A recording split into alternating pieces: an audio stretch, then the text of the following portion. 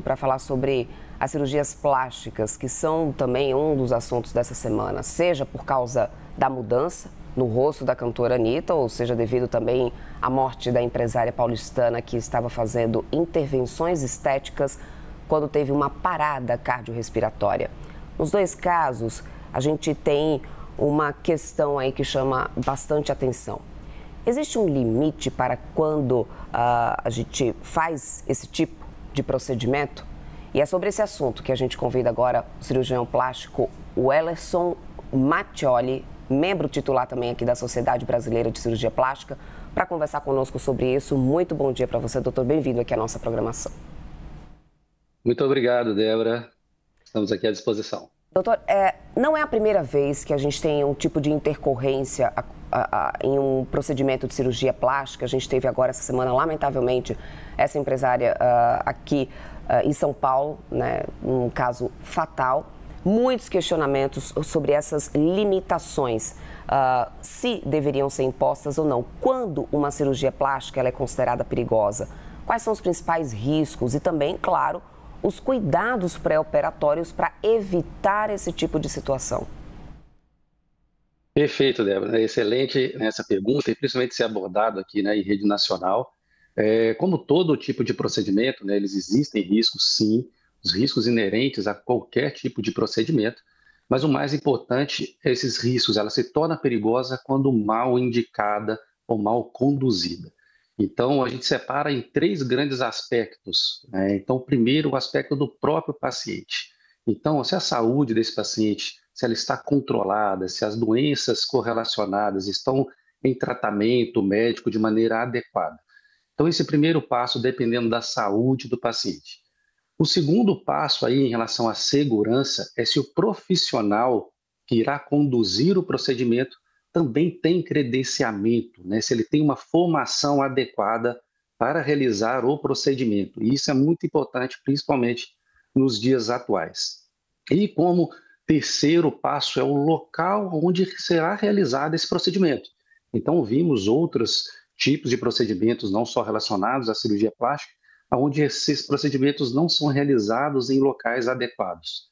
Então, pesquisar realmente se será feito em um hospital e se esse hospital tem condições técnicas, não só para conduzir a sua cirurgia, mas também os possíveis riscos e complicações. E quanto também à escolha do profissional, Elis, eu te pergunto isso porque já tivemos, né, em outros momentos casos em que os profissionais escolhidos não eram exatamente os mais capacitados para realizar devidas intervenções, como também, para além disso, o local adotado para poder fazer esse tipo de intervenção. Então, qual o cuidado que deve ser adotado na hora de escolher o profissional? Existe alguma forma de você se certificar de que está realmente buscando um profissional que vai garantir um resultado, né, um sucesso, que não seja um fim trágico na história? Perfeito. Existe sim umas maneiras bem fáceis, né, para a gente procurar, principalmente a habilitação desse cirurgião. No caso da cirurgia plástica, nós temos o site da Sociedade Brasileira de Cirurgia Plástica, que é cirurgiaplástica.org.br. Dentro da página principal lá já tem Encontre Seu Cirurgião. Esse já é um caminho que facilita muito a pesquisa de quem já segue as regras dessa sociedade e já tem uma formação adequada. Então, esse primeiro caminho já traz aí grandes ajustes nessa segurança. E existe também um limite para quando uma cirurgia plástica pode modificar as feições do paciente, ou seja, enfim, trazendo aí qualquer tipo de consequência depois o arrependimento desse paciente, porque é importante lembrar que devido aos procedimentos são irreversíveis. Tivemos muitos questionamentos essa semana aqui quanto a esse limite, né? Ou seja, há alguma orientação quanto a isso? Qual que deve ser a orientação dada ao paciente, né? Perfeito. Então, existe sim, né, um limite, né, tanto ético, mas principalmente funcional.